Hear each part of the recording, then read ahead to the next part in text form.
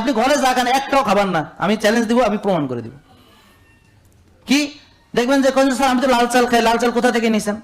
ওই জমিতে কেমিক্যাল দেওয়া আছে কিনা, ফার্টিলাইজার দেওয়া আছে কিনা, ওটা হেভি মেটাল আছে কিনা, ধানটা হাইব্রিড কিনা দেখছেন নি?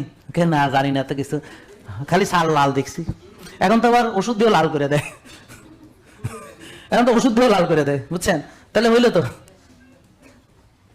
তাহলে মানে আর সাদা চালের কথা তো বললাম, এটা তো তাহলে আপনি নিশ্চয়ই সাদা চালই খান, তাহলে বিষ খাচ্ছেন। তারপরে সাদা আটা খান অথবা লাল আটাই খান, তো লাল আটার প্রবলেম কি? জেনেটিক্যালি মডিফাইড গম, জিএমও, জিএমও সম্পর্কে স্টাডি করেন। আপনারা আমার কথাই সব বিশ্বাস করেন না, নিজেরা একটু আপনাদের যে আল্লাহ তাআলা ব্রেন দিছে একটু চর্চা করেন, বুদ্ধিবৃত্তিক চর্চা করবেন, নাইলে বাঁচতে পারবেন না।